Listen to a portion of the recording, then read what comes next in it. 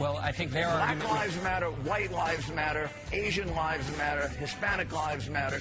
That's anti-American and it's racist. If you want to deal with this on the black side, you've got to teach your children to be respectful to the police, and you've got to teach your children that the real danger to them is not the police. The real danger to them, 99 out of 100 times, 9,900 out of 1,000 times, are other black kids who are going to kill them. That's the way they're going to die. This is what you get when you mess with us. Demonstrators gathered again on Sunday in cities as scattered as Dallas, Falcon Heights, Memphis, St. Paul, Baton Rouge, Atlanta, and New York City, where 300 people marched silently, fists raised in the air, from Times Square to Union Square, with signs proclaiming "Stop Police Terror" and "Stand Together."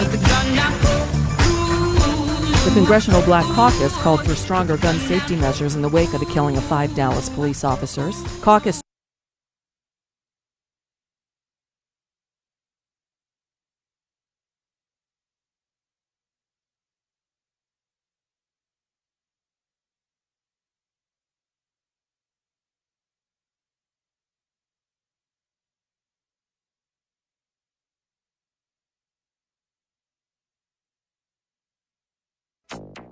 You should not breathe near it. Do not let pets or kids near it. Toxic algae bloom in Florida ruins 4th of July for tourism-based businesses.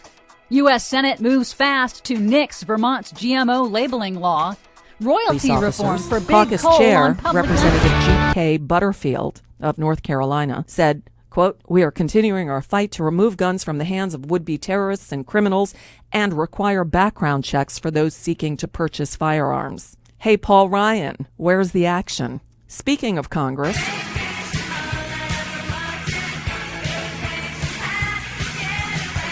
Congress is sprinting to get out of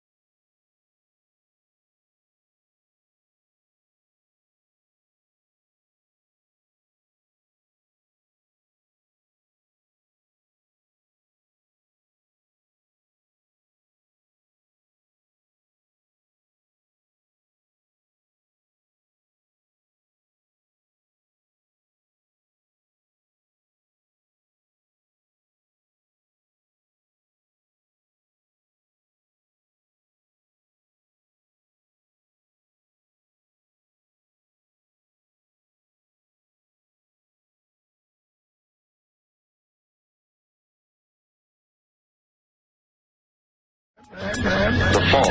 We believe that all men are created equal. To the magnificent mosaic that is America. From radio beacon to radio beacon. I have a dream today. Change has come to America. Knock, knock.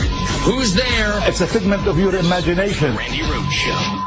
Turn up your mind. When members of the African American community see videos as they have this week, they feel like there is a target on young black men. Explain your response about how they put a target on police officers, how that can match up when people see these videos. Well, when they talk about killing police officers. But they don't. When they sing, they sure do. They sing rap songs about killing police officers, and they talk about killing police officers, and they yell it out at their rallies, and the police officers Mr. Mayor, what you seem to be doing is taking... Please let me finish. And when you say Black Lives Matter, that's inherently racist.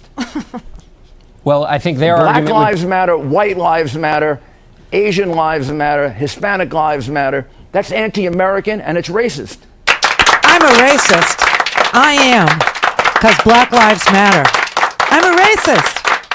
Spent the whole weekend racist tweeting. Is what I did. Racist Facebooking. That's how I spent my entire weekend. All right. First of all, let's just catch you up. There was, just in the last hour and a half, another shooting, because it's America. And this one was in St. Joseph, Michigan. It's on the Lower Peninsula of Michigan. It happened around 2:30 at a courthouse in St. Joseph's in a county called Berrien. It looks as if the shooter is dead, and he was a prisoner who was being taken from the courthouse back to the prison. I don't know if he was going back to the prison or he was just entering the prison. I'm not really clear yet.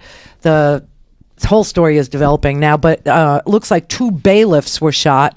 One was shot in the finger, but there are apparently somewhere between 3 and 4 people dead. So we know 2 bailiffs were shot. We know one police officer, I guess this is the bailiff, is deceased.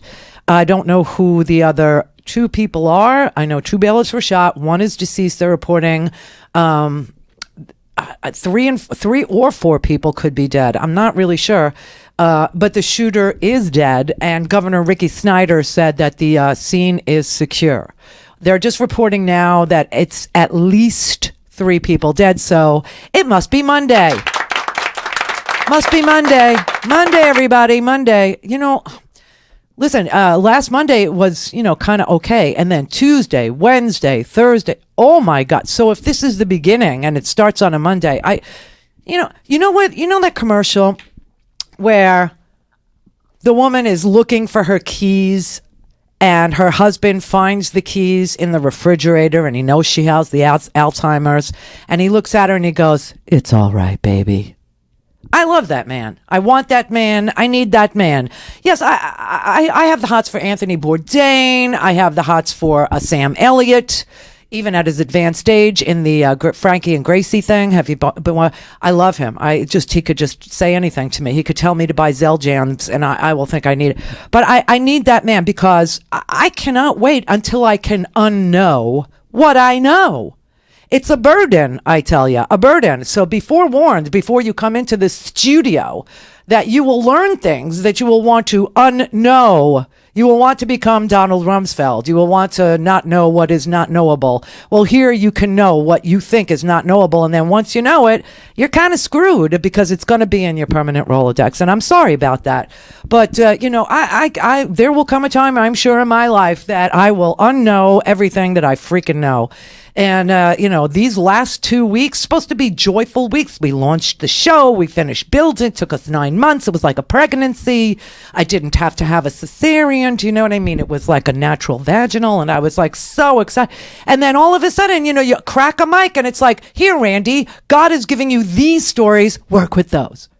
And they're hideous. It's crazy. And we have a population in the United States that doesn't seem to be able to hold 2 thoughts in their head at the same time, which makes it doubly hard to communicate with you. Because, frankly, what I did in my racist tweets over the weekend was I tweeted things like, "I'll make this really simple for you. All lives matter when Black Lives Matter too." And I tweeted, I said, "I'll make this incredibly." I created the meme. I went to Image Flip. I actually posted it. It is mine. Steal it, Bill Maher. Steal it. I hear Howard laughing because every Friday night we're like, damn it. He stole that one. But, there was another good one, but it was misspelled. Got to tell you, people, when you do a meme, do a spell check. But it was the thought of it and the spirit of it was not lost on me. You've seen it, I'm sure. It says Bob is sitting at the dinner table. Everyone else gets a plate of food except Bob. Bob says Bob deserves food. Everyone at the table responds, everyone deserves food. And they all go about eating. The misspelling is here. Although is not 2 words. It's 1 word, okay? With 1 L. Anyway, although everyone deserves food is a true statement, It does nothing to actually rectify the fact that Bob has no food. So that seemed to cause a stir on the Facebook pages, on the Twitters. And people were writing, like really, some of you are so bizarrely twisted that I got to think you're kidding. I got to think you're pulling my leg and other various body parts. I got to think you don't mean this swill or that you had a couple of Jaegers or, pounded down a few Zimas. Very 90s references today. But people wrote something like, usually when getting dinner, you got to grab your own plate and load it up before sitting down, just like everyone else. And then somebody wrote, I don't know how dinner is served at your place. Different rules for different fools. But we don't just wait for somebody to bring us plates of food like a fucking maid. We get it ourselves. This is right off of my Facebook page, okay? And somebody said, you completely missed the point. You're not getting it. Where are you coming from? And they go, Bob needs to work harder and show he is worth some food. And it just goes on and on and on and on. So I just sat there and I thought, okay, we need to simplify this. We need to make this very, very basic, really understandable, like less than the misspelled paragraph. You know what I mean? Like really, really, really simple. So I wrote, all lives matter. You can say all lives matter when Black Lives Matter too.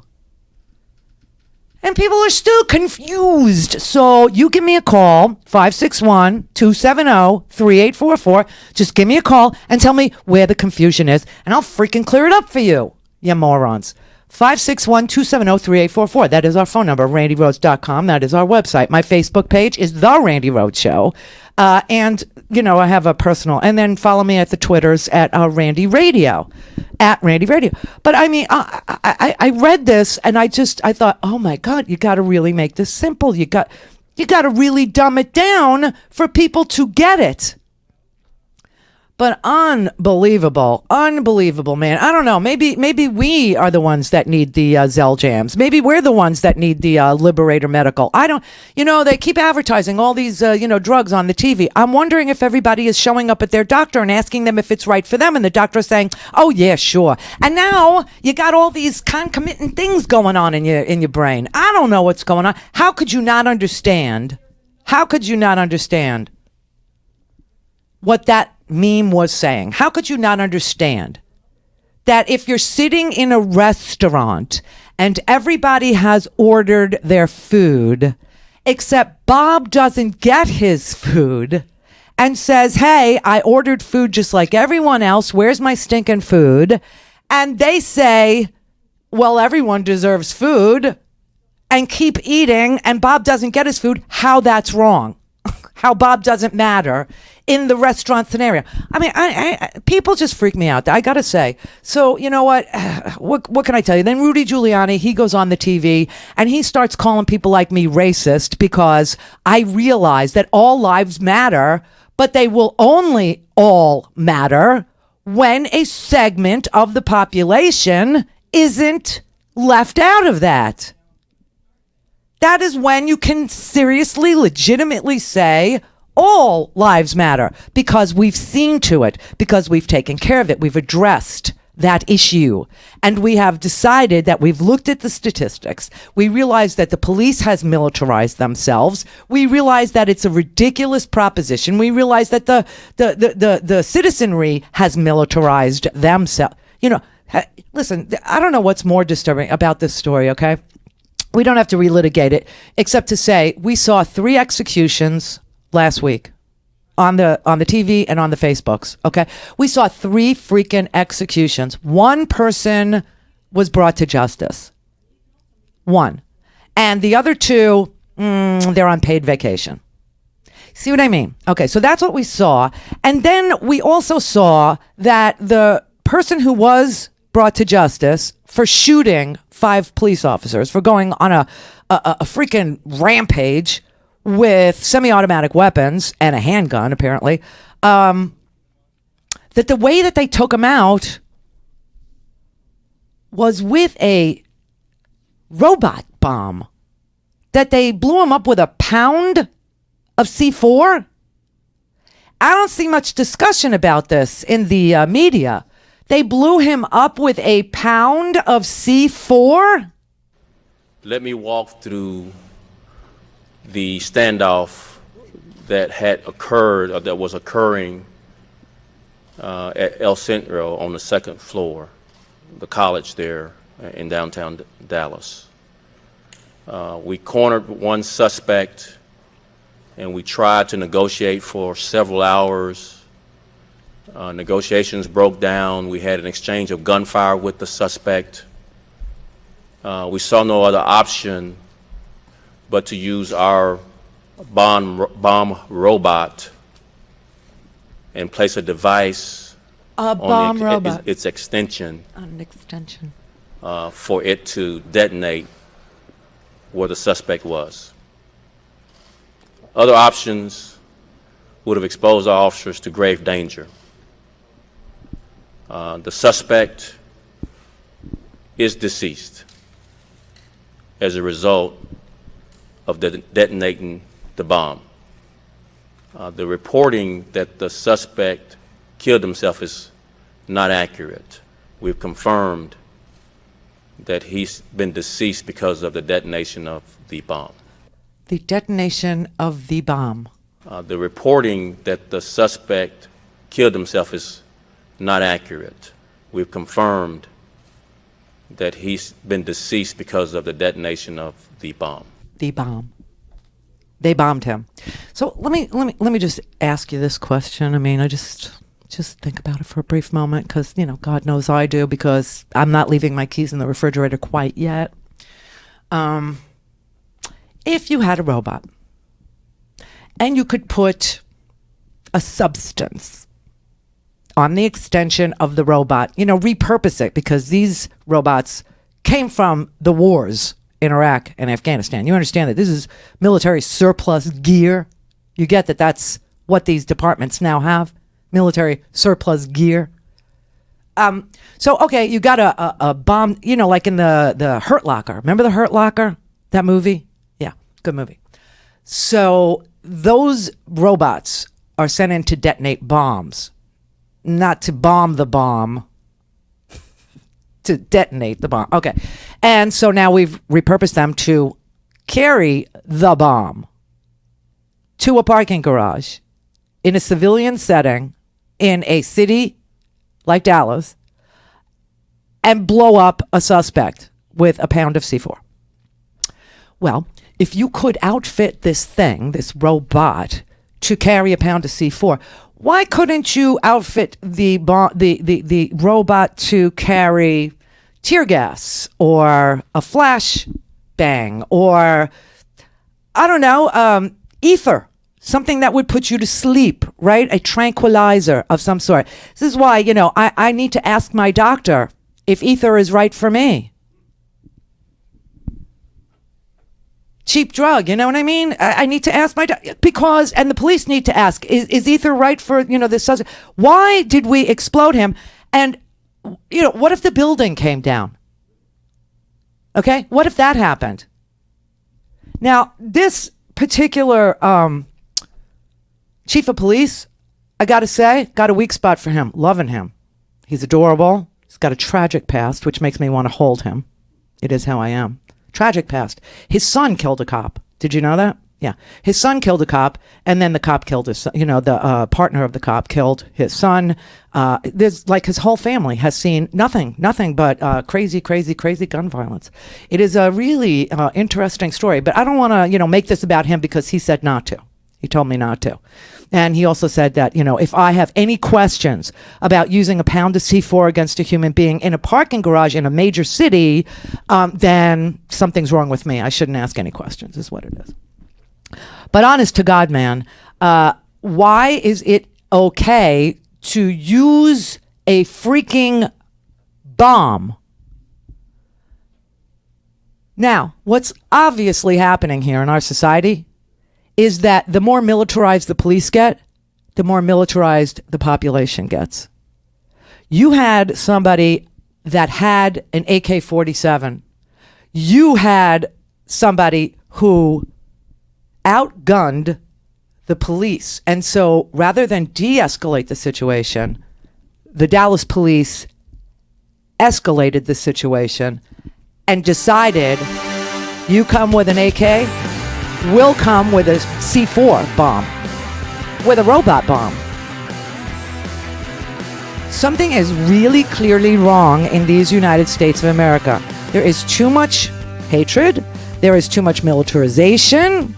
There is too much hateful rhetoric floating around, especially in the Republican presidential part of this election. There is, look, the military's goal is to vanquish the enemy. That is not the goal of the police. The police are there to serve and protect the population. Things are so off the rails, and then you see protesters who are trying to make their voices heard, and what happens? Riot gear and 300 plus arrested. For what? 21 after. Rich is just a really, really, really good guy. The term good egg isn't enough to describe him. He's also certified organic and free range. Rich puts the cap back on everything. The toothpaste, the olive oil, the shampoo, everything. He lets his 10-year-old nephew beat him at virtual tennis, even though he can straight up slay his 10-year-old nephew in virtual tennis. When the toilet paper is running low, Rich replaces the roll on the actual holder, not just on the back of the toilet. Rich is texting and driving. Rich? No. What are you doing, Rich? I was just telling everyone how great you are. Texting and driving makes good people look bad. Visit StopTextStopWrecks.org. A public service announcement brought to you by the National Highway Traffic Safety Administration and the Ad Council. Hi, I'm Gianna Garrell from Progressive Voices. Today, the angry roar of the conservative media machine dominates TV and radio, threatening to drown out and push out anyone who dares to discuss our progressive perspectives and ideals. But we can't let that happen.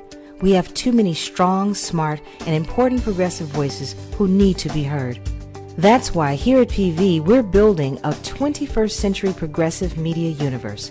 One where all the best in progressive media can come together, rise above the static and the noise, and be heard by anyone, anywhere. And we need your help. We're in the middle of a critical campaign to make our dream of 21st century progressive media universe a reality. But we can't do it without grassroots support from people like you. Head over to progressivevoices.com to see how you can help. Please support this important progressive mission, because with your help, we can make sure all our progressive voices are heard.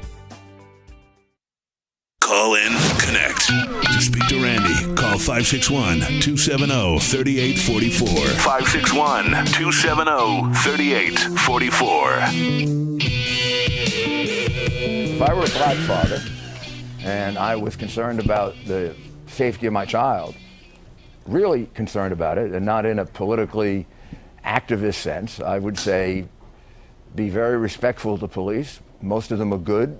Some can be very bad.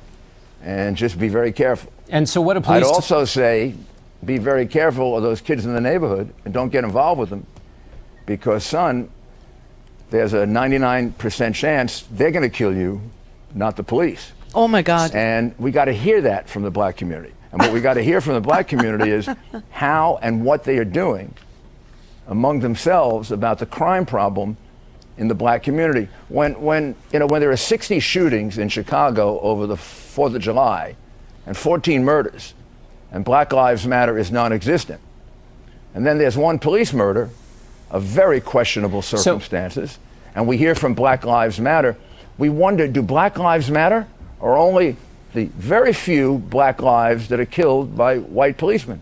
Oh my God, this is a very specific issue, okay? Black Lives Matter started after Ferguson, okay? That is what Black Lives Matter is all about. It is about police brutality, and it is about police killing unarmed men, is what it is.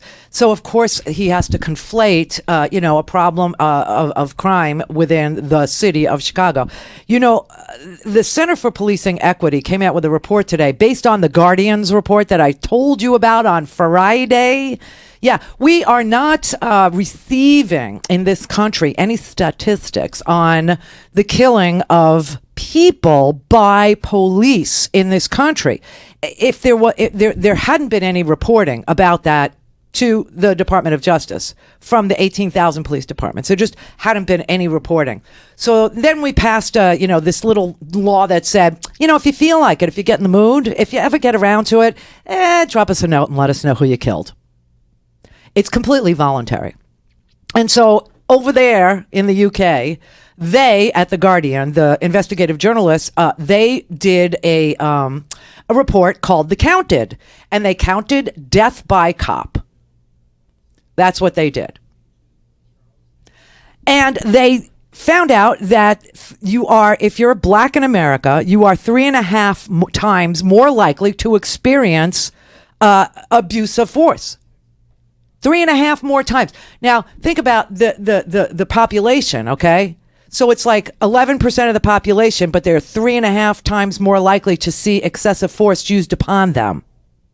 Now, let's look at Rudy Giuliani's claim that black people are more likely to get killed by black people. Well, that would be true. What is also true is that white people are more likely to be killed by white people. Guess why? Because white people tend to live among white people, and black people tend to live among black people. And they tend to, get into beefs and scratches and scrapes and, vengeance scenarios with each other. So here you have this moronic guy, Rudy Giuliani, who's now a lobbyist at one of the biggest lobby shops, the same one that employed Jack Abramoff. Yeah. Greenberg Traurig. He goes to work there because his law firm, Brace Giuliani, failed. He's a failed law firm owner. This is like Donald Trump, only, when have you ever seen a lawyer lose money? Really? I mean, how bad do you have to be to freaking lose money as a lawyer or a casino? I mean, this is like so bad that it's hysterically bad. Okay, so he Bracewell Giuliani goes belly up. So now he joins this really big stinking lobby shop, and he's out on the TV trying to do the talking point thing. Except he doesn't realize that people are very, very, very, very, very concerned with the militarization of the police, and that the abuse of force is out of control, and that we're starting to find out because of people like me who don't work for lobby shops, the truth. And the truth is nobody's kept track of how many people were killed by the police. But now we have some studies, and the Center for Policing Equity, who's a think tank based in New York, they also found the same thing.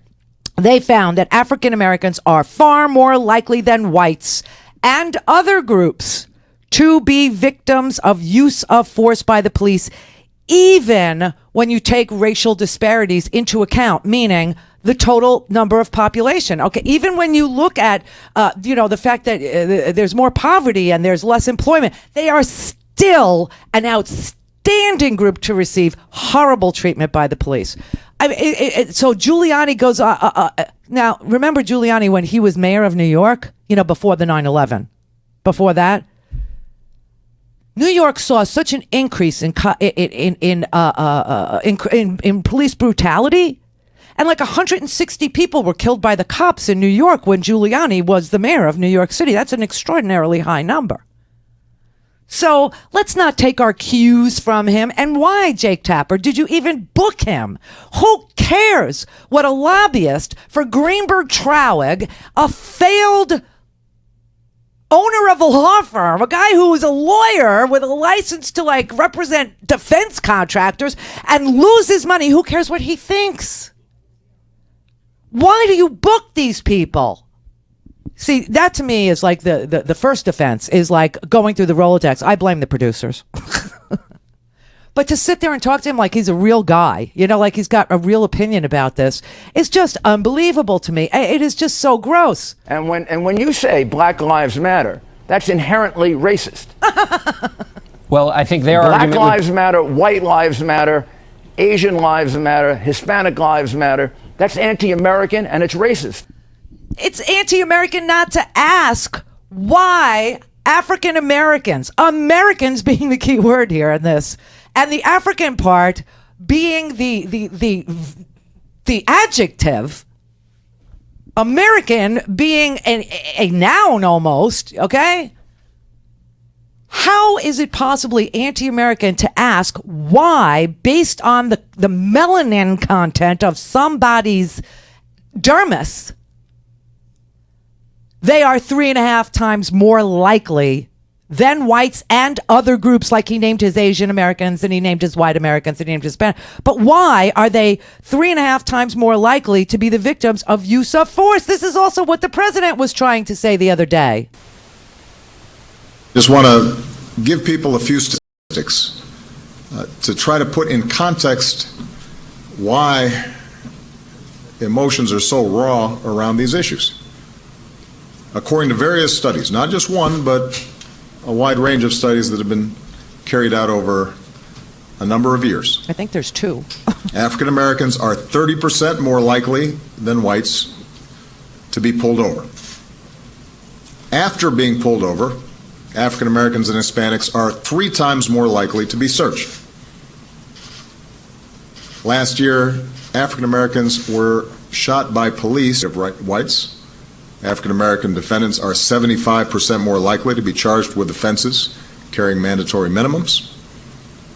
They receive sentences that are almost 10% longer than comparable whites arrested for the same crime. So that if you add it all up, the African American and Hispanic population, who make up only 30% of the general population, make up more than half of the incarcerated population. Now, these are facts. And when incidents like this occur, there's a big chunk of our fellow citizenry that feels as if, because of the color of their skin, they are not being treated the same. And that hurts. And that should trouble all of us. This is not just a black issue. It's not just a Hispanic issue. This is an American issue that we should all care about. All fair-minded people should be concerned. Now, if those are the statistics, and they are,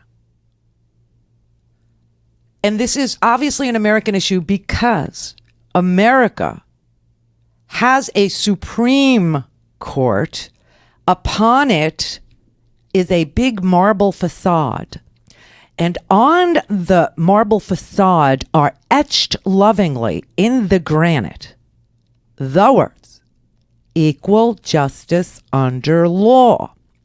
And then the lady is blinded with the blindfold, which is, kind of kinky and appeals to me in a weird way. But she's supposed to be blind, not to, the experience of it. She's supposed to be blind to the color of the person. She's supposed to be blind to the age of the person. She's supposed to be blind to the ability or disability of the person. She's supposed to just interpret the law and apply it equally to all the persons, whether they are rich persons, poor persons, able persons, disabled persons, challenged persons, egomaniac persons. It doesn't matter. The law is the law, and it applies equally to all. That's what equal justice under law means. So if that's the case, this is then an American issue. Why then is Rudy Giuliani calling people like me un-American and racist? I'll tell you why.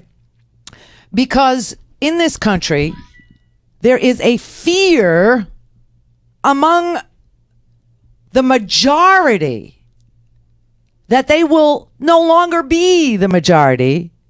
And once that occurs, they will be vulnerable to the minority. See, this is kind of the Iraqi situation. You got to remember, except it's kind of backwards. In Iraq, the Sunnis were the minority, but they gained power. And they abused the Shia, who are the majority. And this is what ISIS is. ISIS is the Sunnis who are really pissed off that the Shia are now the majority again by sheer numbers.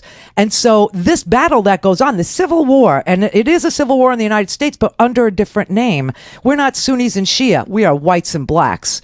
And there are good Sunnis and there are good Shias, and there are good whites and there are good blacks. And then there are terrible people who are just so frightened that they will not be able to enjoy the privilege that they currently enjoy, simply privilege they haven't earned, simply enjoying that privilege because of the color of their skin. This is the problem. And this is why people like Giuliani are booked on TV, to reaffirm those fears of the white majority that, hey, listen, you know, you're not making babies the way you used to. I don't know what your freaking problem is, but we're getting browner and you better be afraid, very, very afraid, because the brown people don't like you. That is not true. That is false. Brown people like as many people as treat them fairly. What they don't like is injustice. This is why the chant is always the same. No justice, no peace. And that is what you see. Although I got to say, most of these protests were extremely peaceful. And then you see these militarized police officers. There's a great picture that, you know, we Facebooked. I think Nicole grabbed it this morning too. Everybody loved it. It was a woman in a flowy dress. Don't you love the flowy dress, especially in the summer? I love the flowy dress. But it was a woman in the flowy dress standing face to face with these armored police officers, and they looked ridiculous. You look ridiculous. It's Baton Rouge. It's steamy hot, and they're wearing riot gear. 37 after. This is BP in 3, where we turn 3 hours into 3 minutes. Hello, everybody. What do you say? It is Monday, July 11. Bernie Sanders putting out a statement, or an announcement this morning, that he will be joining Secretary Hillary Clinton in a joint event tomorrow in Portsmouth, New Hampshire. Elias Isquith joins us on our news line. Is this going to be the big full-throated endorsement tomorrow, Elias? What do you think? Yeah, I am expecting a pretty fulsome embrace, especially when you look at what happened over the weekend with the Democratic Party platform, where you had really what looks like the most liberal party platform to come out of ever in American history, and it's being widely acknowledged. Even, you know, people who maybe aren't Senator Sanders' biggest fans in the Democratic Party are very forthright in acknowledging that his representatives have a lot to do with why this is such a liberal platform. Gabe DeBenedini has been covering politics for Politico the entire 2016 primary season. I got an email from the senator's campaign over the weekend calling this the most progressive platform in the Democratic Party's history. That's right. This is from the Bernie Sanders people saying we got not everything we wanted, but we got a lot. They absolutely did. There was a lot of hand-wringing going into this about how much they were going to be able to get. And the Clinton folks, to their credit, were quite sensitive to that. There's been a lot of talking between the two campaigns going into this. But I think the Sanders folks who were at the platform meeting itself in Orlando were pretty happy with the way it ended. Again, they did not get everything, particularly when you look at the trade issue. They weren't thrilled with the way that ended up, because they ended up coming out against the TPP, but not in as stark terms as they wished for. But Sanders has always said, or recently since the primary formally ended, what he's trying to do is get, quote, the most progressive platform in the Democratic Party's history. And he claimed victory on that. Especially happy to welcome back as a guest a good friend of ours, Dr. Julianne Malveaux. So we saw last week, you know, with Alton Sterling in Baton Rouge and then Philandro Castillo in Minneapolis, I had the feeling now everybody gets it, that police brutality really, it's for real, and we got to do something about it. And then Dallas happened. Does that undo the whole movement? How do we sort this out? All I can think of is Langston Hughes. What happened to a dream deferred? Does it dry up like a raisin in the sun? Does it fester like a sword then run? Maybe it sags like a heavy load, or does it explode? It doesn't undo anything. This Micah guy was enraged. There's no excuse for killing 5 police officers. There is a lot of swallowed rage out there in the African American community. A lot of people who are just seething at what's been happening. And to have 2 in 48 hours. Again, no excuses, no excuses, no excuses. But Black Lives Matter should not go away. These people who are calling them criminal are not only absolutely wrong, they are absolutely criminal. Bill, here's what I need to see happen. I need some mature white voices to stand up on this issue. I don't need Hillary, but I need to see some corporate CEOs saying enough of this. So I need to see visible white folks talking about enough, not just black folks.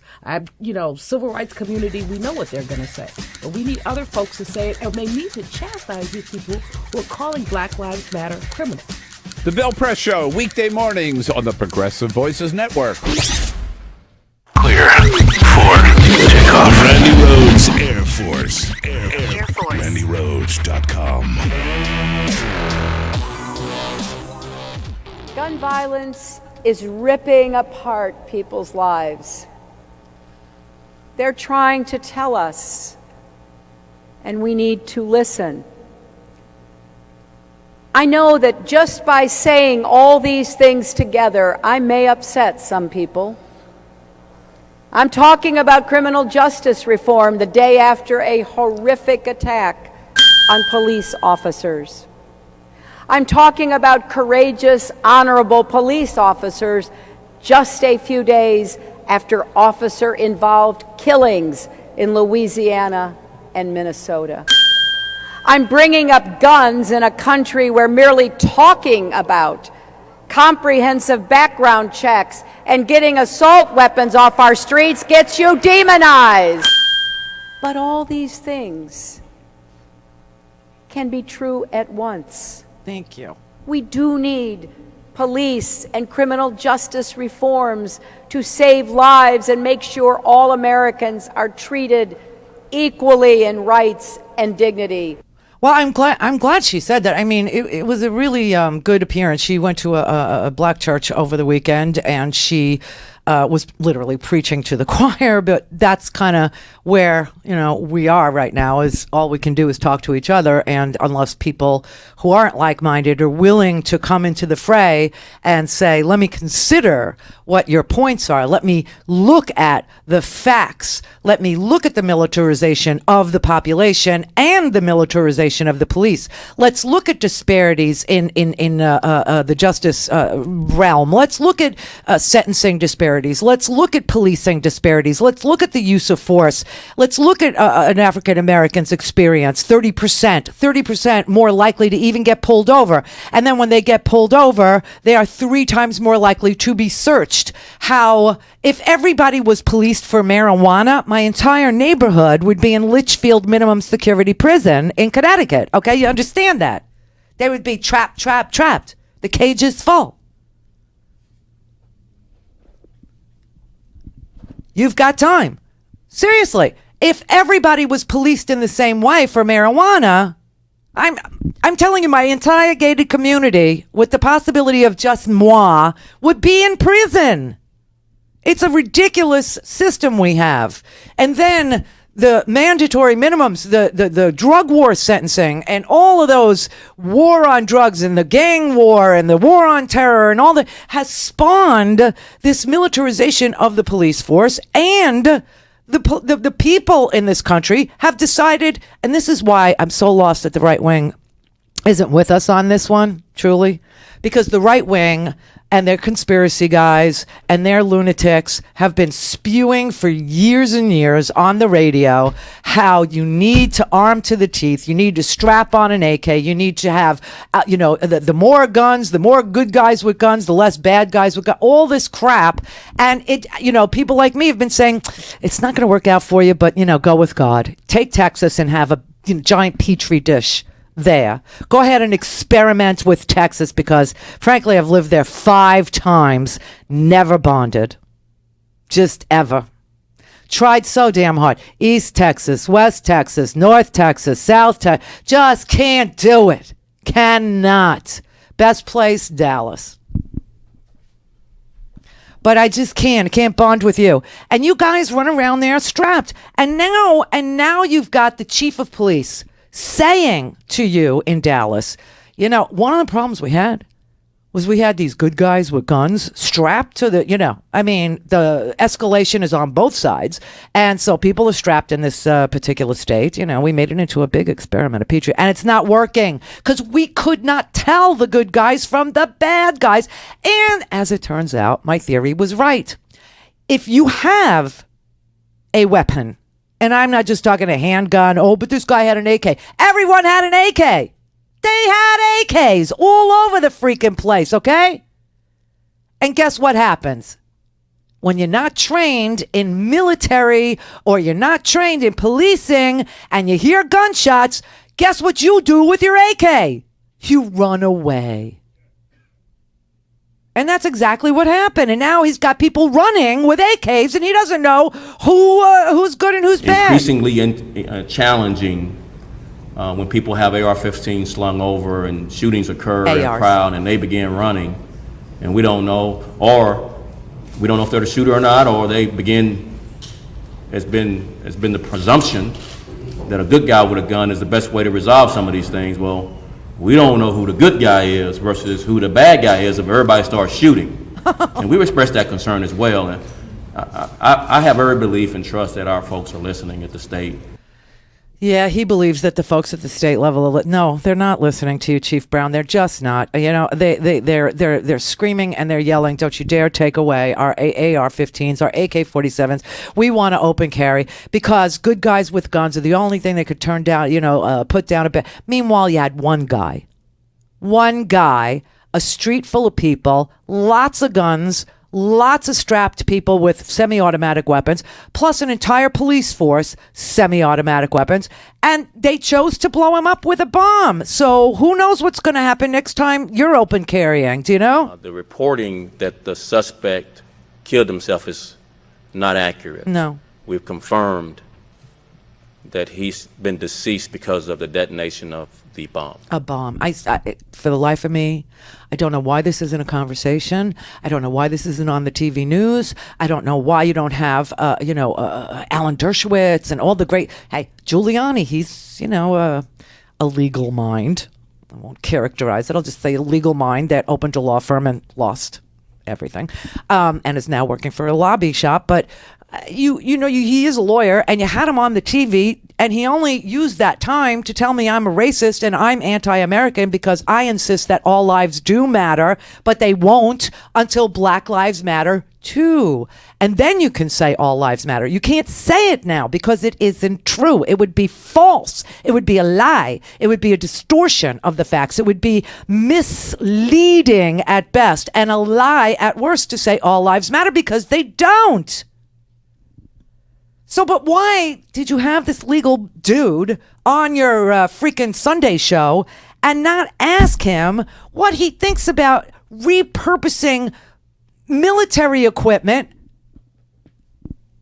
not even designed to blow up a human being, but designed to blow up a static bomb to kill a human being? Why can't you put non-lethal stuff on the arm, the extension of the device that we saw in the Hurt Locker? I mean, why?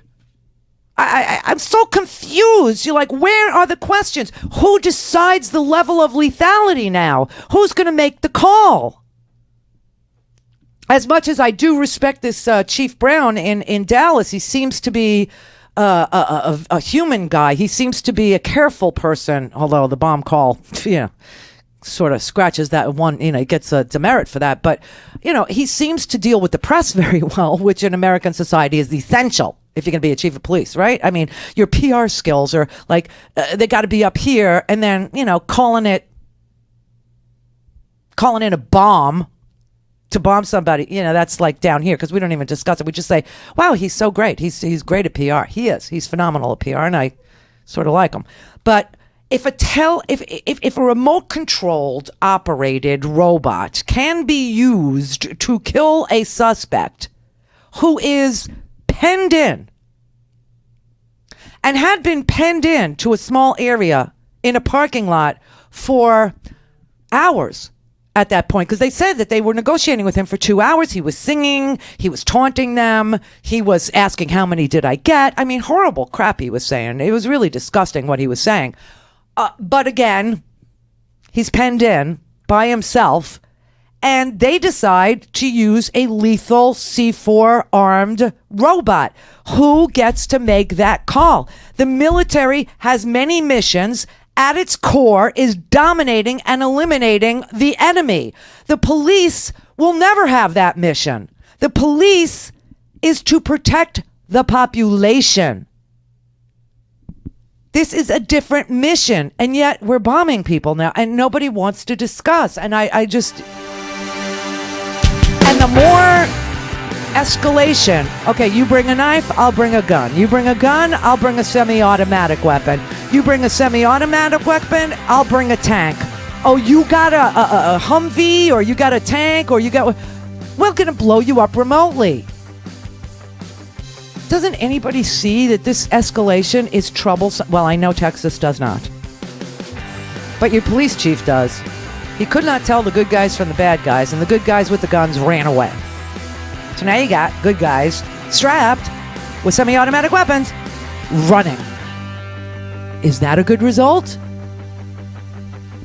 And he thinks the state is listening to him. I got news for him. The state is not listening to him. People are going to open carry in that petri dish known as Dallas forever. 51 after.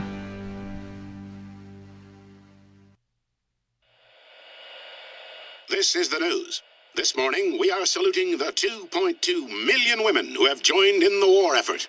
They now make up 37% of the workforce, changing their role forever. The prestigious Harvard Medical School is breaking ground today, opening its doors to new female applicants. Today, little girls all over the world look to the sky, where the first woman is now in space. Military stereotypes are challenged today with the trailblazing promotion of a U.S. female officer to 4-star general. It was just announced that the vast majority of last year's doctorate degrees were earned by women. We've come so far, but our news is changing for the worse. More women die from heart disease and stroke than men, even though it can be prevented. Make a change at GoRedForWomen.org today. Brought to you by the Ad Council and the American Heart Association's Go Red for Women. All things Randy at RandyRhodes.com. Go for launch. Speaking truth to power, the Randi Rhodes Show.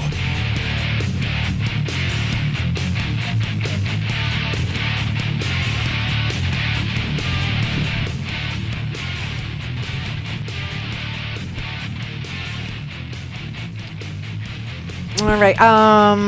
Jason in Washington, D.C.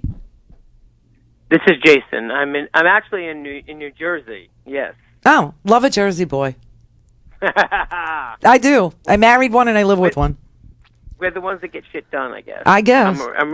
I'm originally from Boston, but thank you. Okay. How may I direct your call? I'm so sorry. That's okay. I was not expecting to be pulled on like this, but I am.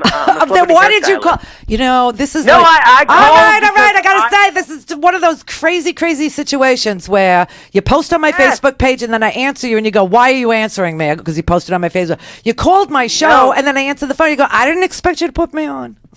No, I didn't expect it to be you this so quickly. There was no introduction. You know, because I was working on my marriage proposal. Did you need theme music? Here, I'll play you. Yes, I did. Oh, we should play them in. I mean, have you never seen, I mean, come on.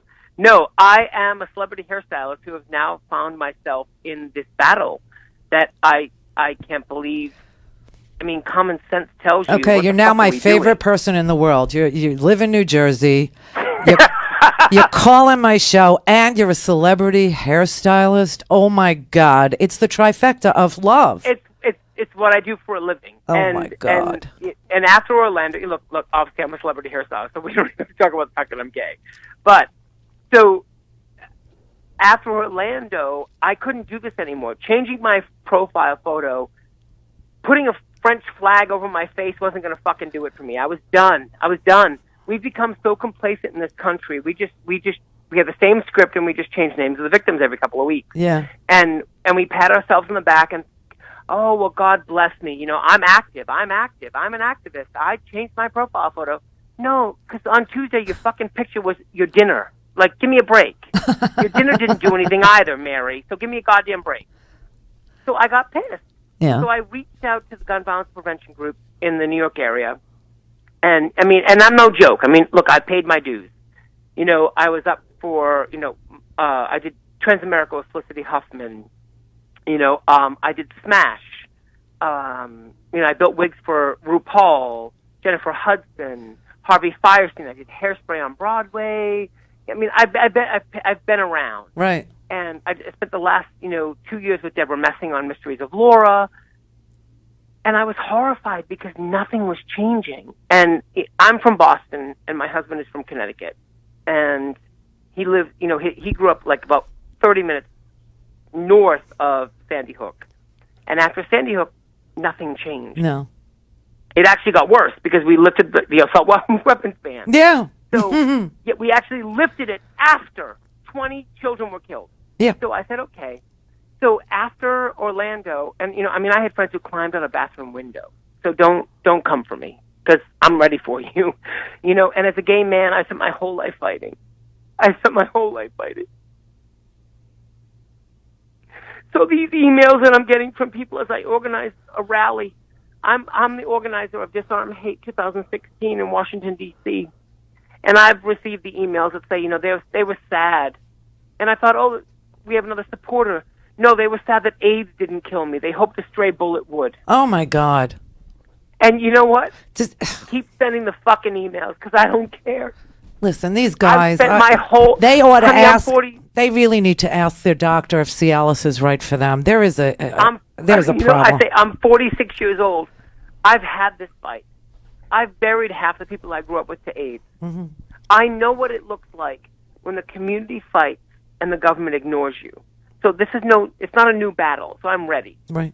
So I reached out after Orlando, I reached out to the GVP groups in the New York area to see what I could do with my schedule, which is crazy. Radio, TV, film. I work 70 hours a week. So I said, let me see where I can work. So I reached out, and the group spent more time putting down the other group than they did telling me where I could be an asset to them. Right, herding cats. We call that herding cats, yes. Oh, my God. Yeah. And I thought, well, stop trying to bury the same shit in 2 litter boxes. That's what I call it. That's what I call it. Stop trying to bury the same shit in 2 different litter boxes. So, as hysterical you call it herding cats, because that's what I call it. Yeah. But I said, when is your rally? Tell me when your rally is. Where is your rally? August 13th, we will be on the Ellipse, which is the lawn in front of the White House. Right. And if you go to disarmhate2016.com, okay. And I'm going to say it one more time because go I'm ahead. a proper woman. Disarmhate2016.com. Okay, I got it. Is the website. Yeah, and so you can. At this point, we have 35 groups marching with us. Everything from rabbis against guns to the system of perpetual indulgence to the Brady campaign to Newtown Action Alliance. Beautiful. And they've been incredible. Poe Murray at the Newtown Action Alliance has been pivotal in making this happen. I'm a hairdresser. How am I? And you're doing it. And you're doing it. I know. Well, and I have to find faith in myself, but also question my community when I say, how is it me? How and why is it me? Where's our community? Where are our gay dollars going? What's happening? That a hairdresser is organizing a march. I fly to D.C. on a week from today to do a logistics meeting. Like, how do we do this? But disarmhate2016.com, you can find everything from the rally information, videos, what we're fighting for, why we're fighting. Well, we have to do the little something. bit that I can do, I'll Facebook it and tweet it. You know that I will. I hope people... And marry me! Done! Yes. Come at me with a flat iron and a round brush, and I'm all yours. What? You don't even have to ask twice. Of course. We can have a beautiful life together. You don't want anything from me in that way, and I don't want anything from you. It's beautiful. Listen, We'll change the world. We will change the world, Jason. You just wait. And thank you for everything that you thought of and everything that you actually did. It's amazing, but you can do it, and you did. You did. Do it. Washington, D.C., August 13th. Jason, everybody.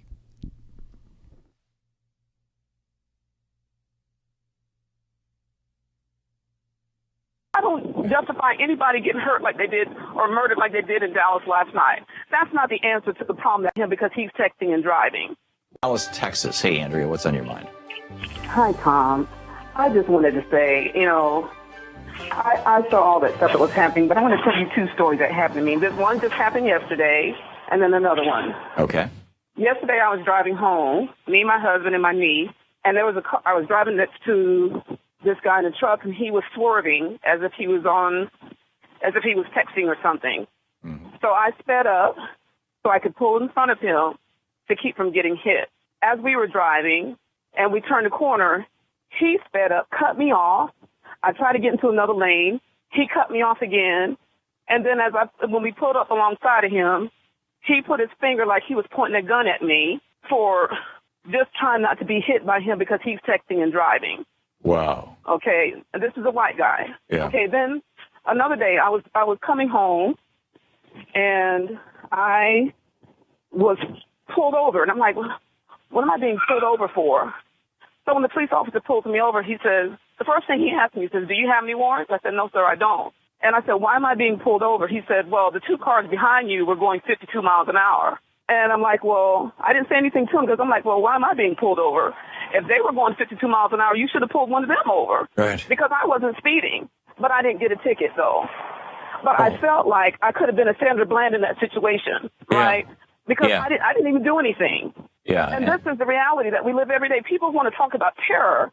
We live like this every day. I didn't do anything to that man yesterday, but he felt it was okay for him to make a gun gesture with his hand. That was okay. And then I have two grown sons who, just like these other mothers are saying, or parents are trying to say, what do we tell our children? When they comply, they get executed. When they don't comply, they get executed. When they do, what do we do? What do we say?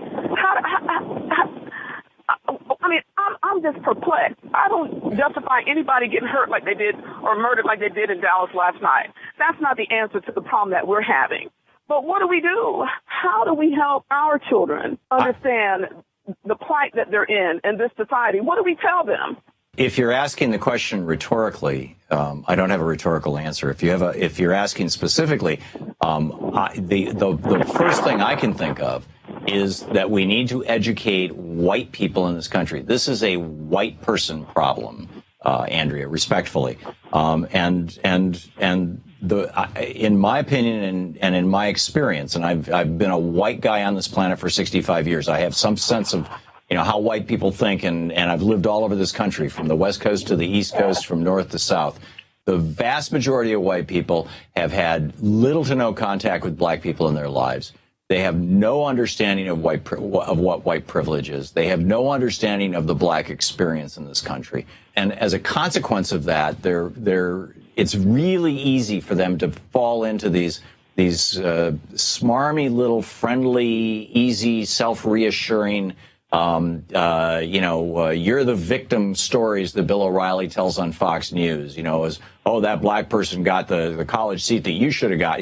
They're easy prey to demagogues like Donald Trump. They're easy prey to people who use race, yelling "you lie" at the president of the United States. This kind of god-awful behavior. And you get white people going, oh, yeah.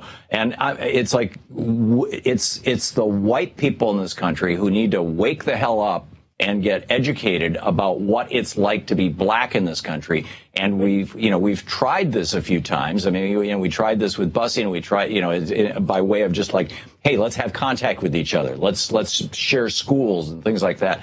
And we keep resegregating. And then you've got, the entire Republican Party committed to this, gerrymandering program. There's a new book out called Rat Effed, only it's spelled out. I'm not going to say that here. But it's all about racial gerrymandering and how 20, 30 years ago, the Republican Party, and they executed this, they pulled the trigger on this thing in 2010.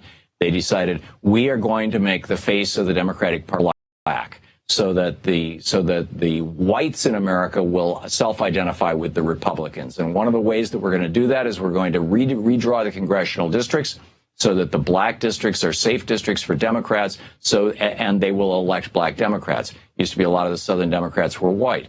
And so the outcome of all this, and I'm not saying that, Southern Democrats should be white or black. That's not my point. My point is that structurally what's been happening to the advantage of the bigots is the resegregation essentially of America. And we've got to figure out a way to get past that, through that, around that? And I don't have an easy answer, Andrea. Yeah, because my big thing is I'm tired of them telling us to get over it. Yeah. How can we get over anything when we were actually not the ones who started it? That's right. We didn't do this to ourselves. Yeah. This has been, like you're saying, you get over it. You're hung up on my color for whatever reasons that you think is necessary, and then you tell me you fear me, but we're fearful of you every day. Yep. I'm not understanding how the tables got flipped. I don't buy into the argument that these police officers fear for their lives. I don't. Because if we have a right to open carry and concealed carry just like you do, then why does it cost me my life? Or these men are just costing them their lives because they can do the same thing you can do. Yep. Mary, how does the fall? We believe that all men are created equal. To the magnificent mosaic that is America. From radio beacon to radio beacon. I have a dream today. Change has come to America. Knock, knock. Who's there? It's a figment of your imagination. Randi Rhodes Show. Turn up your mind. The deaths of Alton and Philando are the latest in a long and painful litany of African Americans killed in police incidents. 123 so far this year alone. We know the names of other victims, too. Tamir Rice, Sandra Bland, Walter Scott, Dontre Hamilton, Laquan McDonald, Eric Garner, Michael Brown, Freddie Gray, Brandon Tate Brown, whose mother, Tanya, is here today, and who was killed not far from here a year and a half ago. Tragically, we could go on, couldn't we? Yeah. People are crying out for criminal justice reform.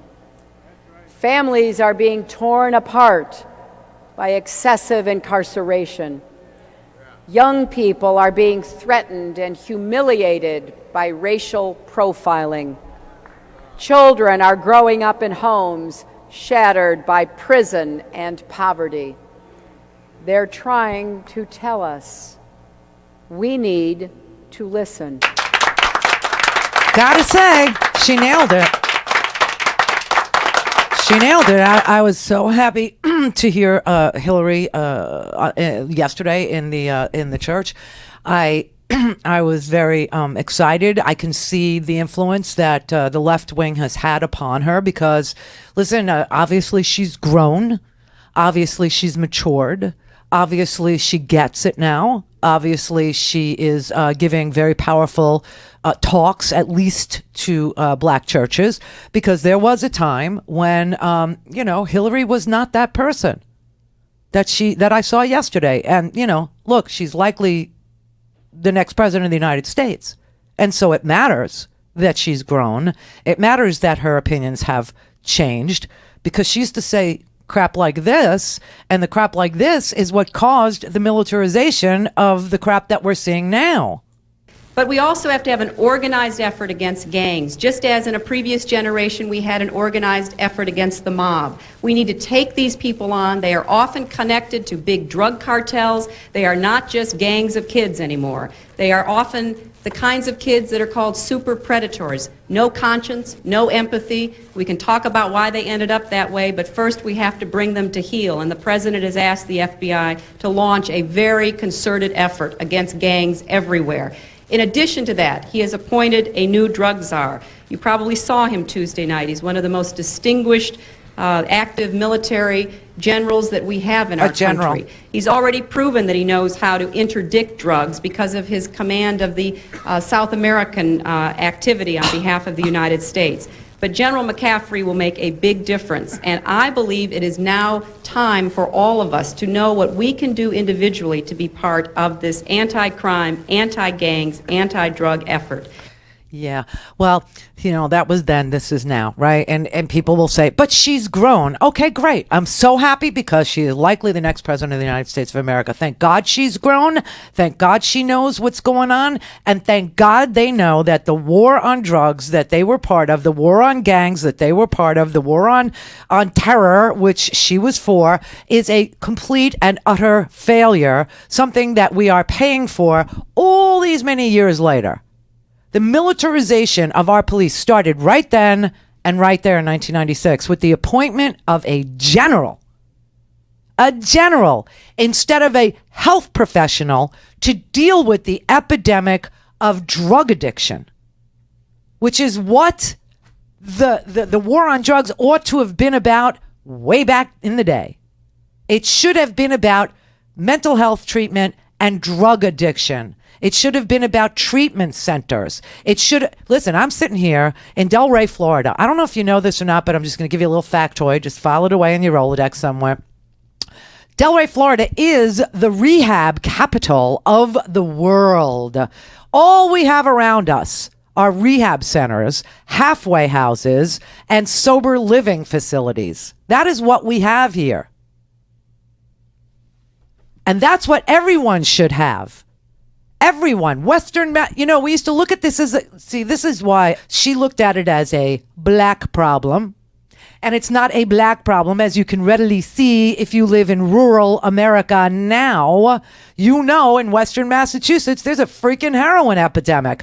They couldn't even go up and down the northeast corridor of this country campaigning for the presidency of the United States of America without being confronted about the heroin epidemic that was caused by Big Pharma. Do you see how it all came full circle just now? Yes, we opened the show with the commercial where the woman puts her keys in the refrigerator and her husband realizes she's got the Alzheimer's and says, I got this, baby. And of course, she's to ask her doctor if, Aricept is right for her. Throw another drug addict. Well, you know what? Every time somebody was in pain in this country, they decided that they would throw hospice medication, end-of-life treatment. Oxycodone was an end-of-life hospice medicine to ease the pain in your last days, minutes, hours of life. And now, if you have a sinus infection or a toothache or you had a root canal, you go home with Vicodin or Percocet or oxycodone or roxycodone or any of the codones. And then when they stop prescribing it to you, some people will turn to the heroin. 98% of the heroin addiction in this country started with a doctor prescribing a freaking pill. But that was 1996. Who knew, right? Who knew? So 96, 2006, it's almost 20 years later. She got it. She gets it now. I am so excited. Welcome, Hillary. You keep talking like that, you're going to get some votes. Now, there are many unanswered questions about each of these incidents. We will learn more in the days ahead. And when we know as much as we can, there must be a just accounting. For now, let's focus on what we already know deep in our hearts. We know there is something wrong with our country.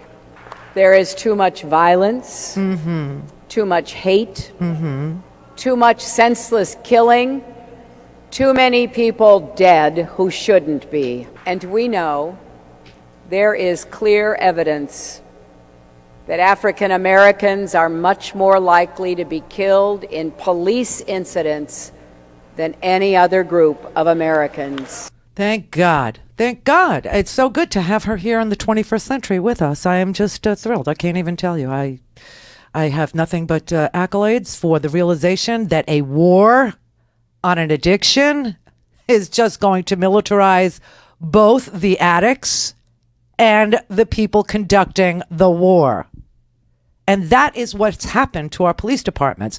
And it all started when we started to look at the drug epidemic that we caused in this country ourselves and decided to throw munitions at it instead of diagnosis, treatment, trauma centers, Narcan, and save lives. No. Instead, they turned out the police in gear that you don't even see on the battlefields of Syria. I'm serious now. You know, you've got camouflage and 200,000 ammunition magazines and night vision goggles and silencers. Why do the police need a silencer on their weapon? Why? You got armored cars, you got aircraft, police have drones, now they got robots. Really? They just keep adding to the armories at the police departments that already look like military units. You got SWAT teams that are deployed because somebody didn't pay their rent.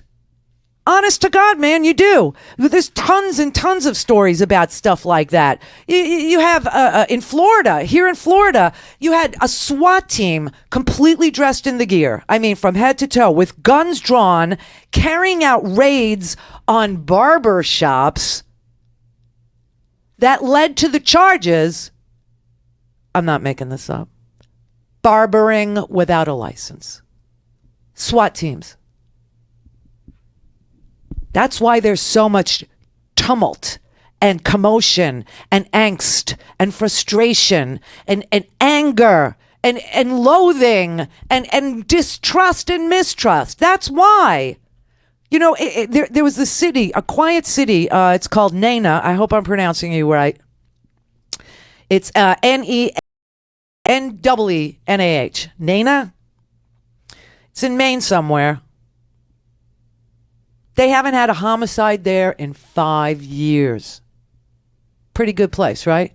Not a homicide in 5 years. 25,000 people. The violent crime rate is like totally below the national average, okay? And their police chief, Kevin E. Wilkerson, said he understands the concern when people see him stockpiling armored vehicles in the police armory. They're like... He goes, and what did he say? He goes, I understand people's concerns. I don't like it. I wish it were the way it was when I was a kid.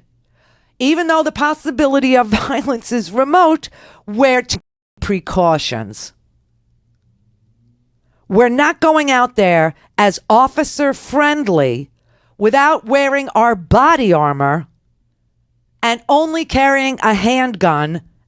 It's not good enough. This is a place of 25,000 people without a homicide in 5 years.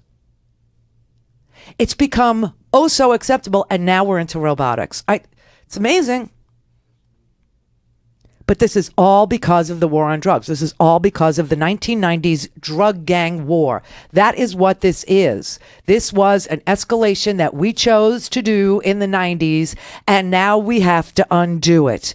We have people where the wars are winding down in Afghanistan, our presence in Iraq, etc., and all of these vehicles and all of these munitions and all this body armor and camouflage and gun silencers and sniper fire, and it's all being stockpiled by police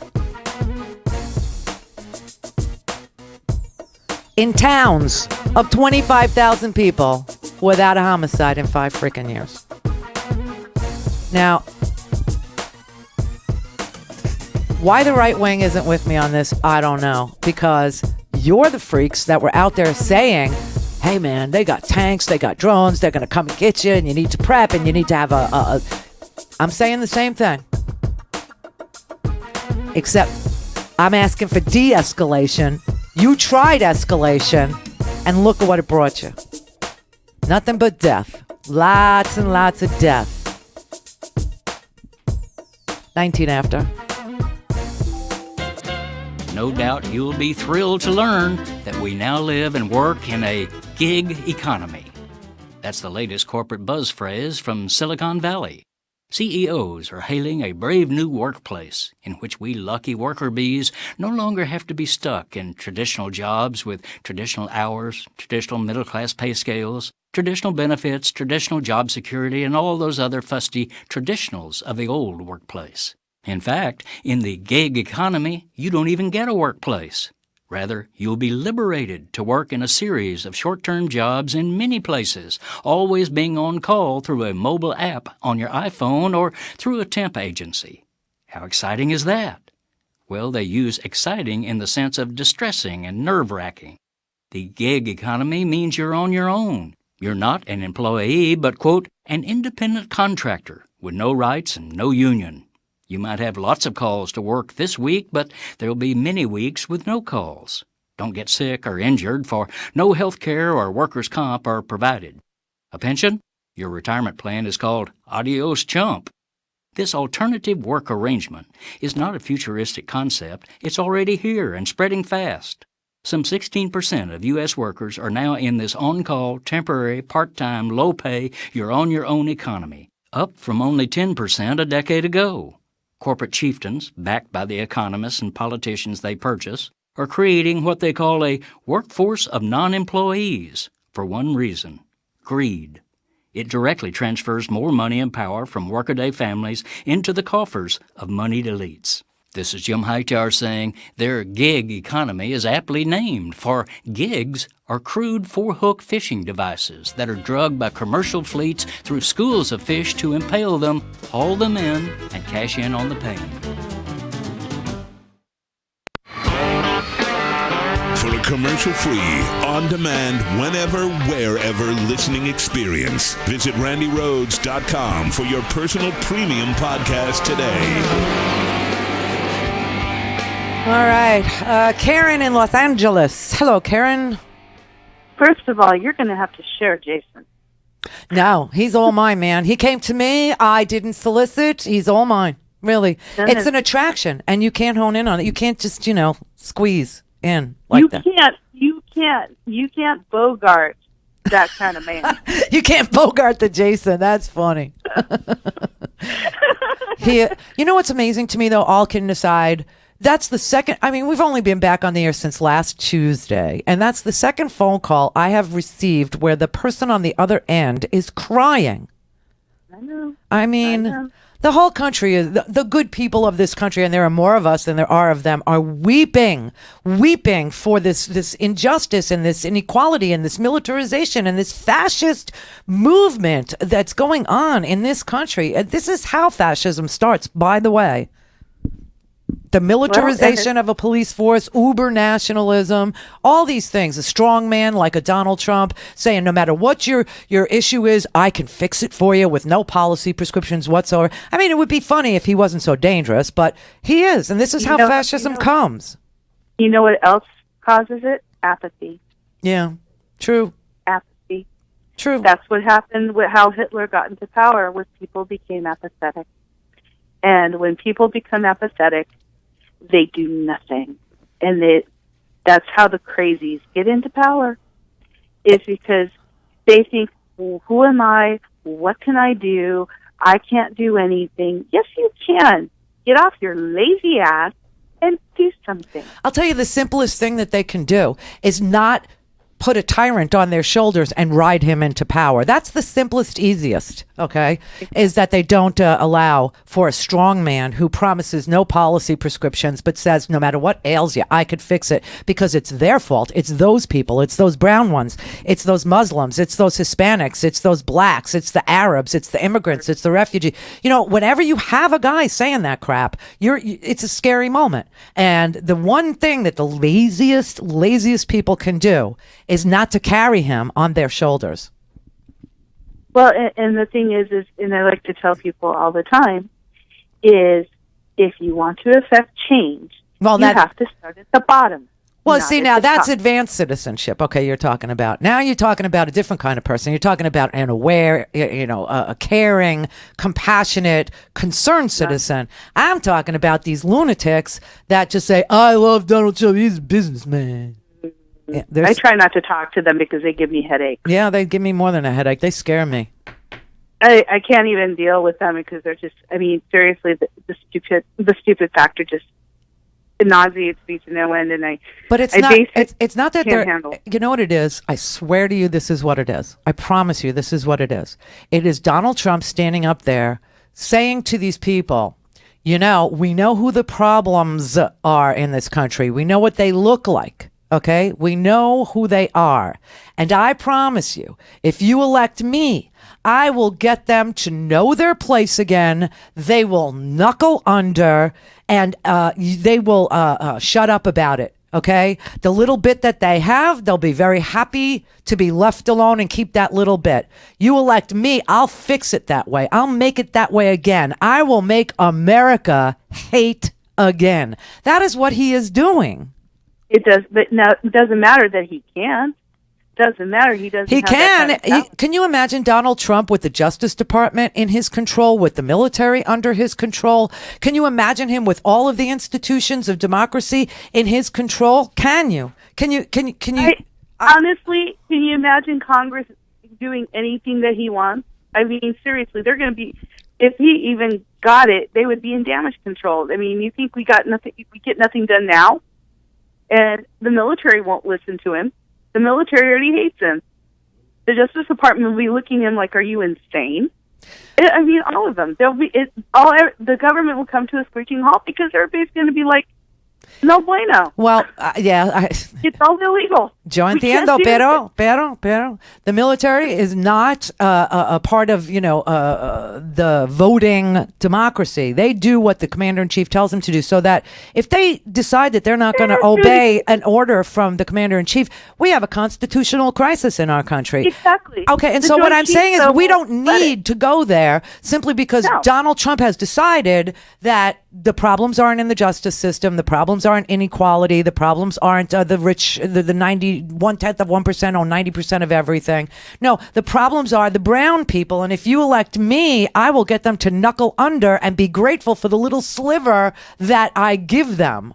That's see what I mean? And we don't have to go there. If those people who don't practiced advanced democracy would just realize I really shouldn't carry this guy on my shoulders into the presidency because it's going to be an awful lot of agitation and an awful lot of we don't need this, then it won't happen.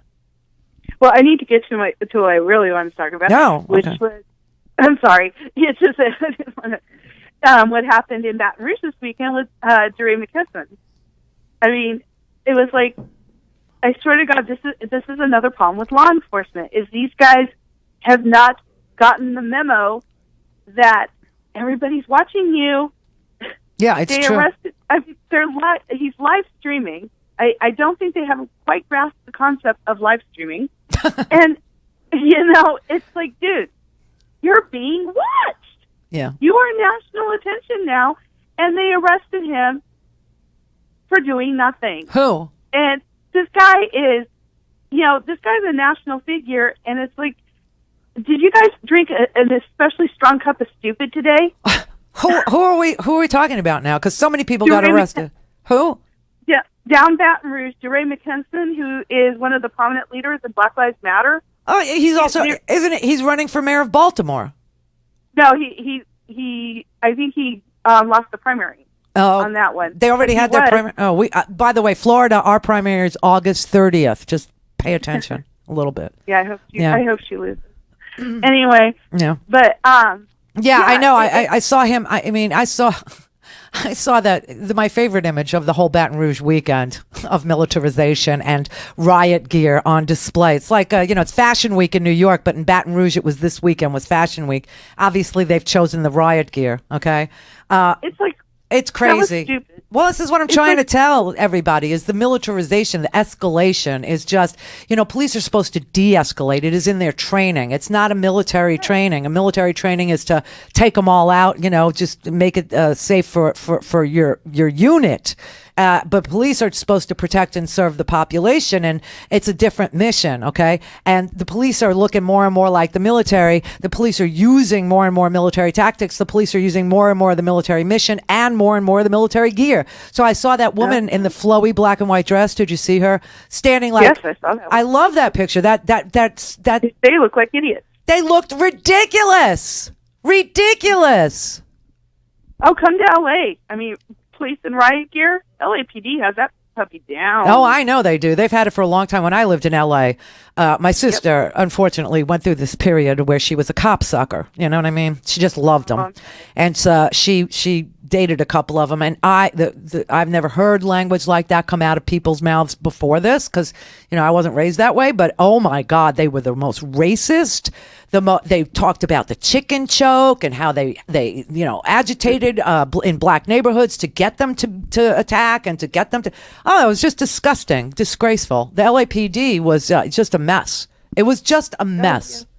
Well, it's back to being a mess because Charlie Beck is just the worst chief ever, because he pisses off the rank and file with his nepotism, with nepotism and favoritism.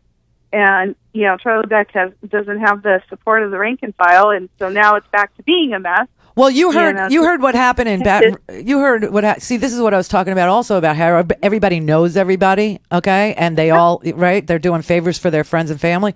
Well, this in Baton Rouge, the DA and the chief of police, they all said we can't investigate Alton Sterling's death. We just can't because we're all friends.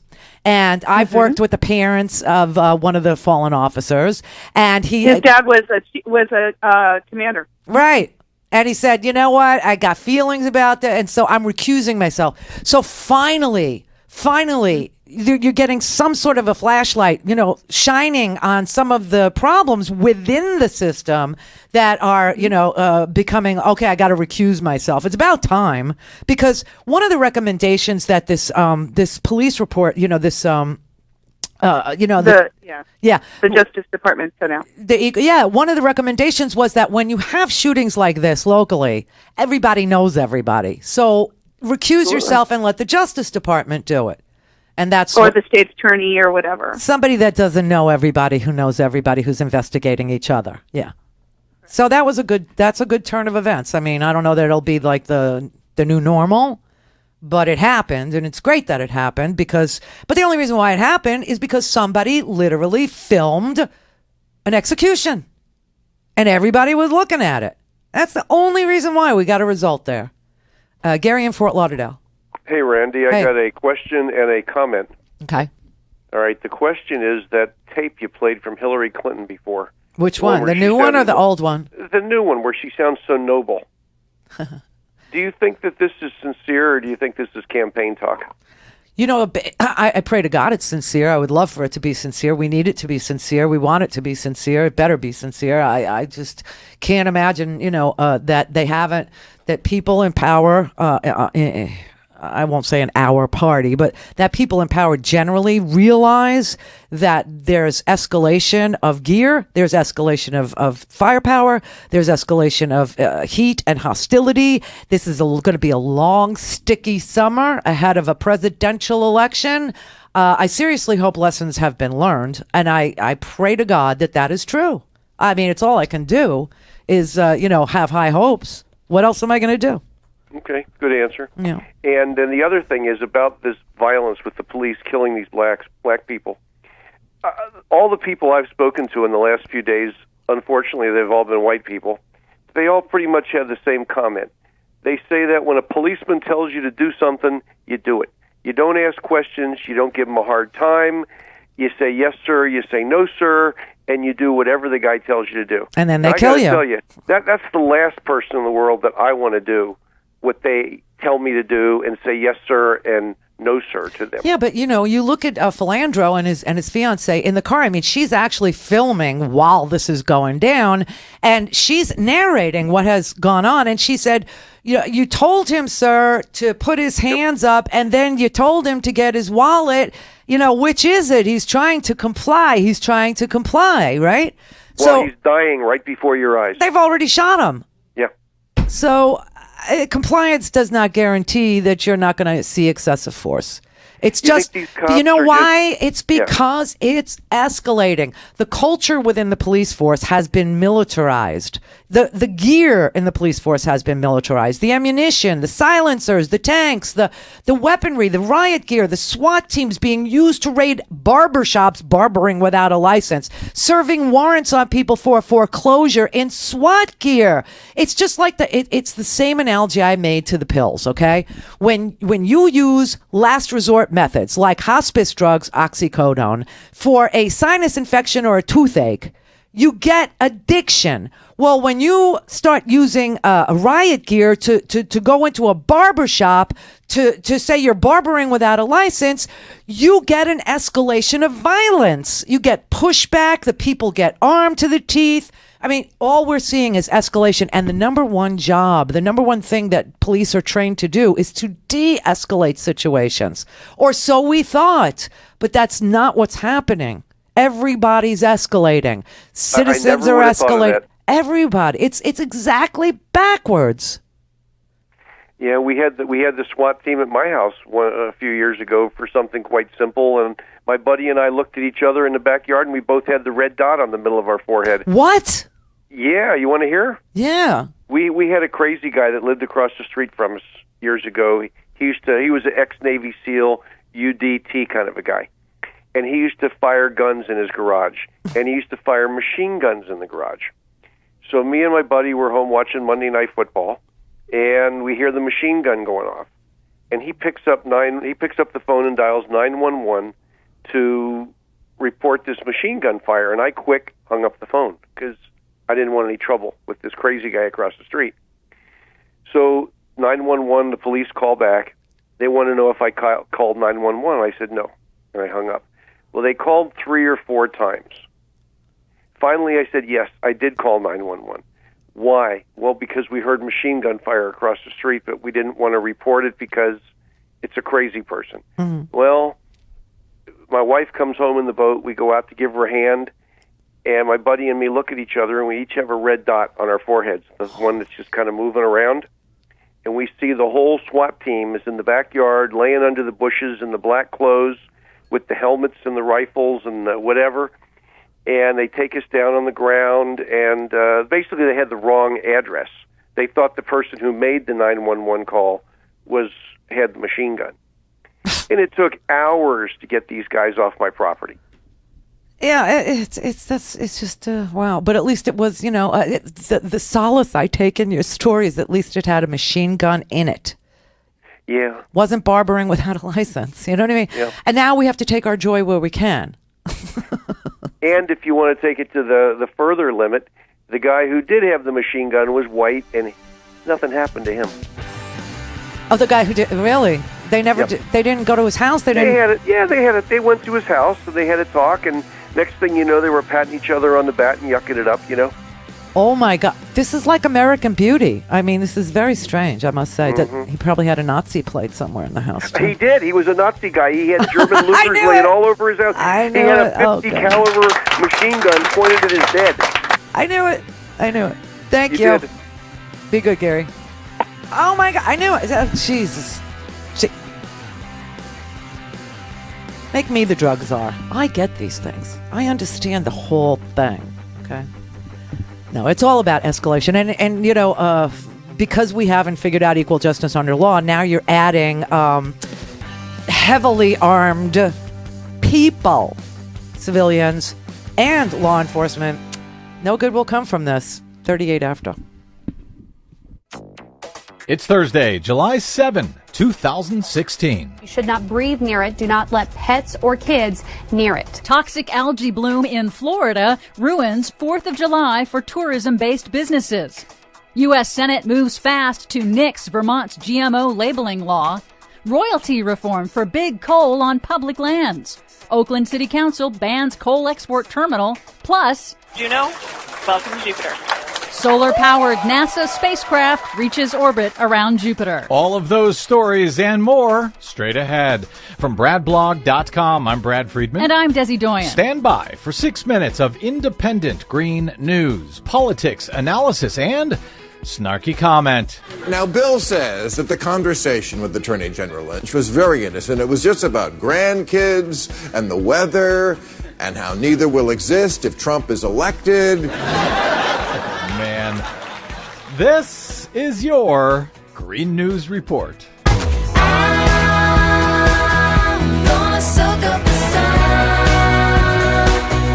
Okay, Desi Doyen, we missed the day this week, so we probably missed a lot of green news. So I'll shut up and let you get on with it. Well, first, as we go to air, the U.S. Senate is rushing legislation to create a national labeling standard for genetically modified ingredients, or GMOs, in food. That's good. This bill, however, preempts a new Vermont state law. It's widely supported by consumers that require small labels on products with GMO ingredients. But this new bipartisan Senate bill would cancel Vermont's law and all other state labeling standards to allow manufacturers instead to use a graphic QR code, which can only be read by smartphones. So it doesn't actually help.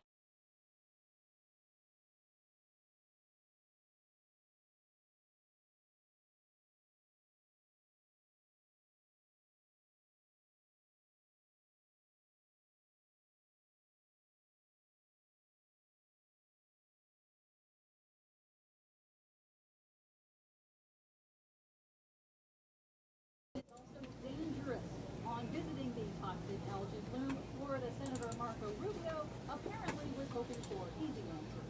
If there was one way to solve this, if we could prove that there was one measure or one industry or one group that was responsible for this, who would do it? And nobody wants this. Hurts everybody. Who benefits from it? It turns out there are multiple causes, beginning with the destruction of part of the Everglades and its natural flood control services, converting it into industrial farms that send unregulated fertilizer and manure runoff into heavily polluted Lake Okeechobee. That feeds the algae bloom, but now climate change brings more frequent deluges. So the Army Corps of Engineers must release water from the lake so its levees don't break. That dumps the toxic algae along the coast, where it thrives in water heated by global warming. That is a lot of causes that Marco Rubio clearly doesn't want to do anything about. Here's what he said to one of the local news outlets, and I love the way the reporter responded here. It can't just be driven by the politics of it. It has to be driven by the science of what's going to get us to a solution. I actually spoke with a scientist this week who is trying to do the exact research that Rubio was referring to earlier today.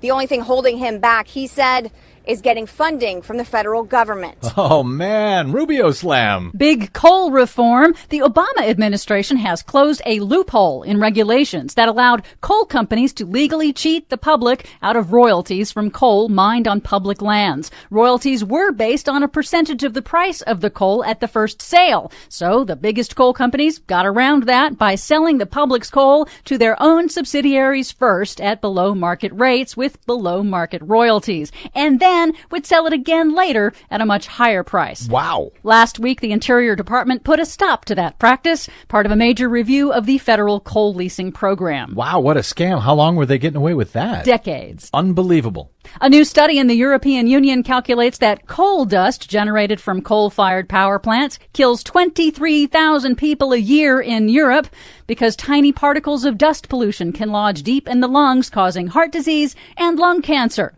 Coal dust pollution was the primary reason one San Francisco Bay Area city just said no to a developer's controversial proposal to build a new coal export shipping terminal to ship coal to China. The Oakland City Council voted unanimously last week to ban all storage and handling of coal in the city and the port of Oakland, citing high levels of coal dust pollution from coal trains. That effectively halts the project for now.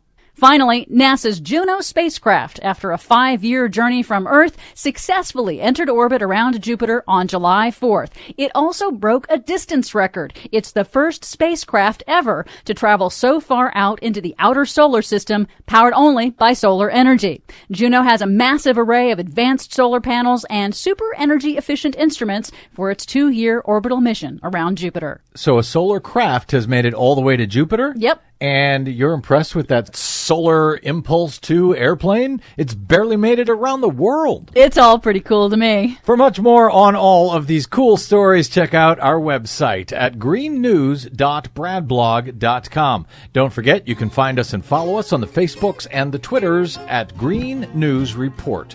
I'm Brad Friedman. And I'm Desi Doyen. And this has been your Green News Report. Limitless undying love which shines around me like a million suns. It calls me on and on across the universe.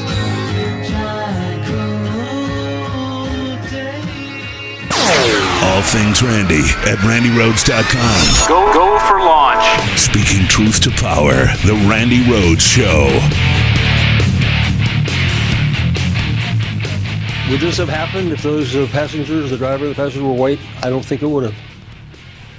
So I'm forced to confront, and I think all of us in Minnesota are forced to confront, that this kind of racism exists, and that it's incumbent upon all of us to vow that we're going to do whatever we can to see that it doesn't happen, it doesn't continue to happen. Yeah, that was the first person to speak up, and that was Governor Mark Dayton. And, you know, he was absolutely right and got just pilloried and you know, drawn and quartered in the media for saying the obvious. For saying the obvious thing. And that's why I was impressed with what Hillary did over the weekend, because, you know, she did praise herself in a less than humble way, meaning she pointed out that she's saying these things right after police had been killed. She's saying these things, you know, when the whole country is telling her that, you know, the Black Lives Matter thing is racist, and she was not aboard. She was not on board with Black Lives Matter. She was one of those that said all lives matter. But it is demonstrably untrue that all lives matter. And that's the problem with saying it. It's not true. All lives matter when Black lives matter too. Then you can say, truthfully, all lives matter. And see, this is the point of why they say Black lives matter. It's not to say we matter more than you. I mean, people who are white privileged hear things differently than people who are not white privileged. And what Black Lives Matter is saying is that all lives will matter when Black lives matter too. And for this, everybody was, pilloried and called a racist. And of course, she was not on board with it, but now she is. And I was very thrilled to hear that she is on board with it.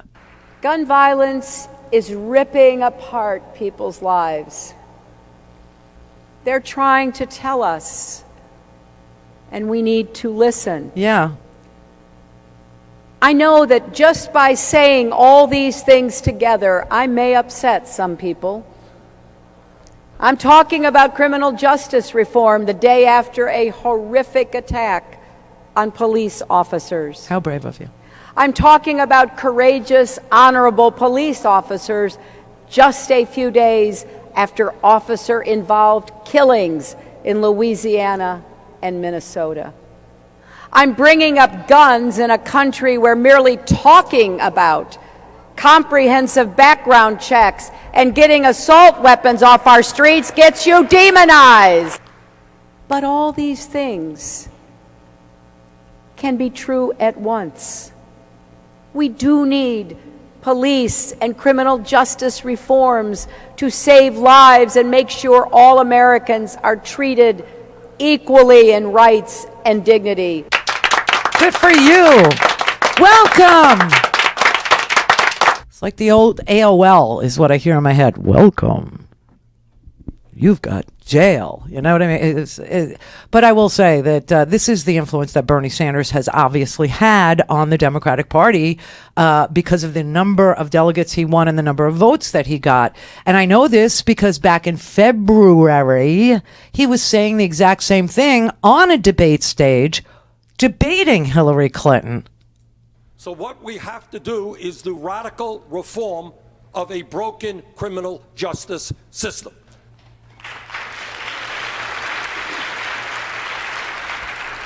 What we have to do is end over-policing in African-American neighborhoods.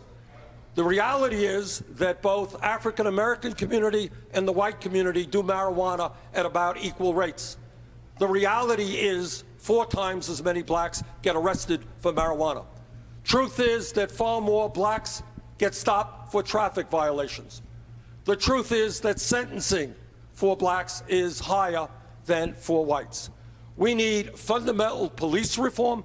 Clearly, when we talk about a criminal justice system, I would hope that we can all agree that we are sick and tired of seeing videos on television of unarmed people, often African Americans, shot by police officers. Now, that was February. That was before, the week of executions live streamed.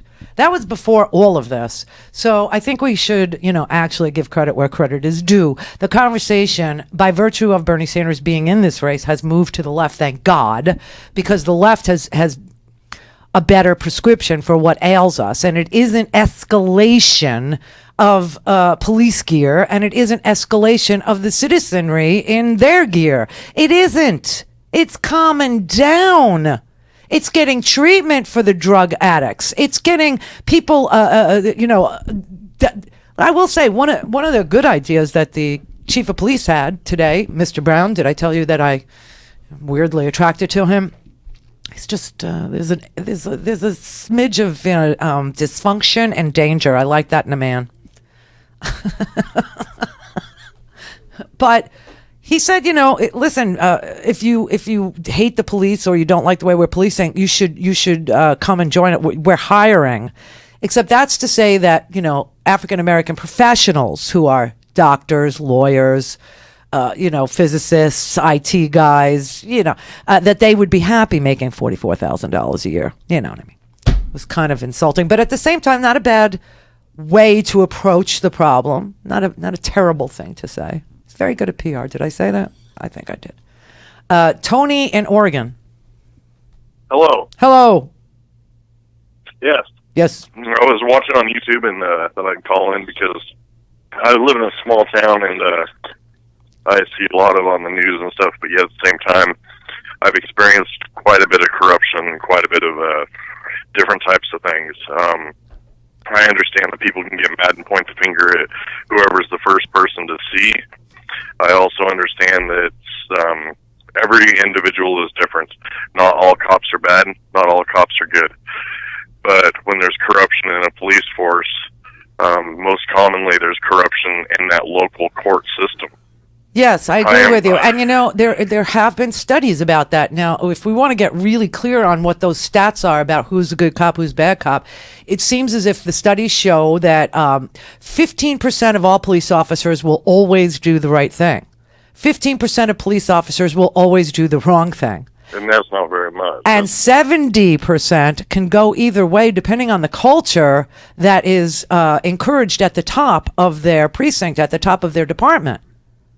So that's like 85% that, could go either. That's too much. That's too much to leave to chance. Well, and the other thing is that about this courthouse shooting that just happened today. Yeah. I'm personally a father. I'm 36 years old. I've lived in a small area all my life.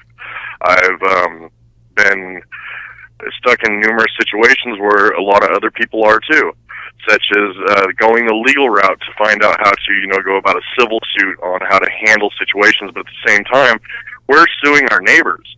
Every taxpayer in our county or whatever, at the end of it, the only people that find out about the truth of, officer-involved shootings and if they are justified or unjustified, is if somebody does research and finds out that, hey, there was a settlement, to this individual for this reason.